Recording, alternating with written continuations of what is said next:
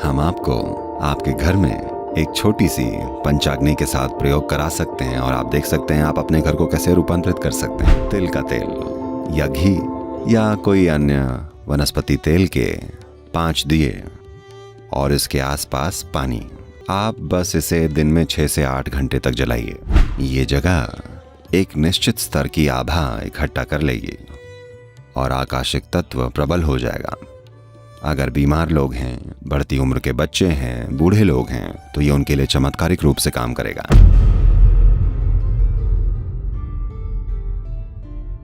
हर इंसान चाहता है कि उसके पास अपना खाना हो और अपना पानी हो। जाहिर है, अगर आप बगल में बैठे किसी व्यक्ति से नफरत करते हैं तो आप अपनी हवा भी चाहेंगे। जब आप देखते हैं कि आपके आसपास हर कोई अपने विकास और परम संभावना के प्रति उतना गंभीर नहीं है जितने आप हैं, तो आपको अपनी खुद की आग भी चाहिए होती है। आप सार्वजनिक अग्नि के पास नहीं बैठना चाहते। एक साधु कभी भी गृहस्थों के साथ आग के आसपास नहीं बैठेगा। वो उनके साथ बैठना नहीं चाहता। वो उस स्तर पर उन लोगों के साथ संवाद नहीं करना चाहता जो शारीरिक क्रियाओं में लिप्त हैं। इसलिए उनको अपनी ही आग चाहिए होती है।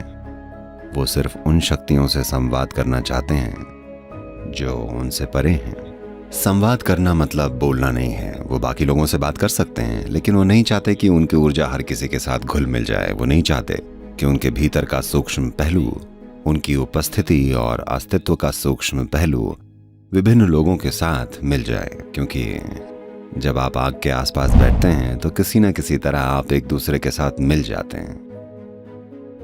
आप ऐसा नहीं होने देना चाहते। अगर आप एक विशेष दिशा में काम कर रहे हैं तो एक साधु जिसने अपने जीवन पर एक खास महारत हासिल कर ली है, किसी और के साथ बैठना नहीं चाहता। उसको अपनी खुद की आग चाहिए होती है और वो उसके साथ बैठना चाहता है, क्योंकि वो सिर्फ ईश्वर के साथ संवाद करना चाहता है, किसी और के साथ नहीं। इसलिए अपनी अलग धुनी होती है और ये धुनियाँ कई तरीकों से जलाई जाती थीं।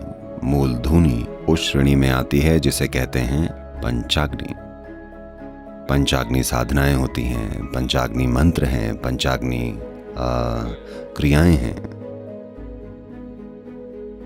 हम आपको आपके घर में एक छोटी सी पंचाग्नि के साथ प्रयोग करा सकते हैं और आप देख सकते हैं आप अपने घर को कैसे रूपांतरित कर सकते हैं। मान लीजिए कि आप ध्यान करने के लिए एक स्पेस बनाना चाहते हैं आपके घर पर, या मान लीजिए कि आपके घर में बूढ़े लोग हैं या बच्चे हैं या कोई है जो बीमार है, तो या बस सामान्य सहायक वातावरण के लिए भी आप ऐसा कर सकते हैं। आप ऐसा करने के लिए 5 मूलभूत तत्वों का उपयोग कर सकते हैं। You create. Oh. I'm not a great artist, but I'll try. मैं कोई बहुत बड़ा आर्टिस्ट नहीं हूं, पर मैं कोशिश करता हूं।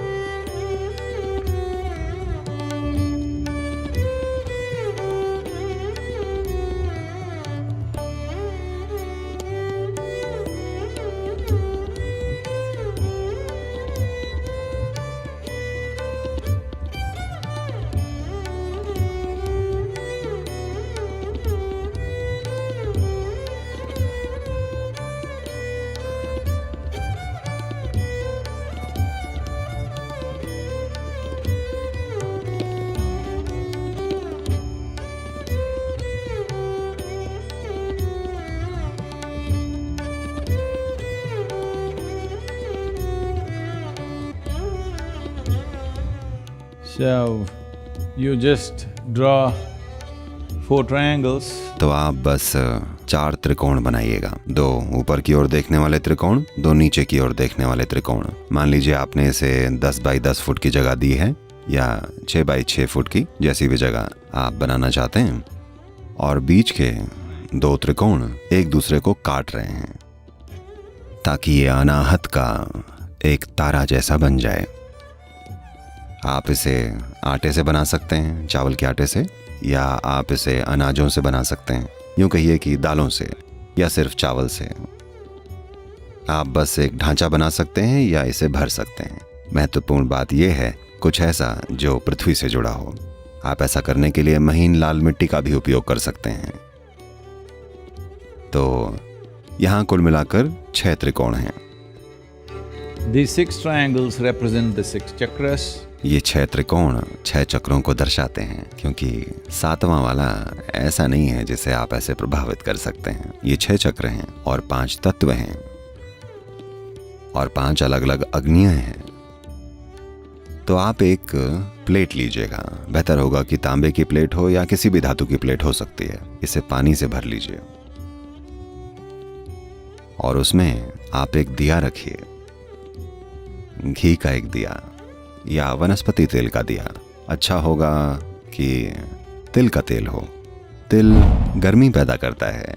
सर्दियों में पूरे दक्षिण भारत में लोग बहुत सारे तिल खाया करते हैं ताकि शरीर के अंदर गर्मी पैदा हो। ये भारी मात्रा में गर्मी पैदा करता है।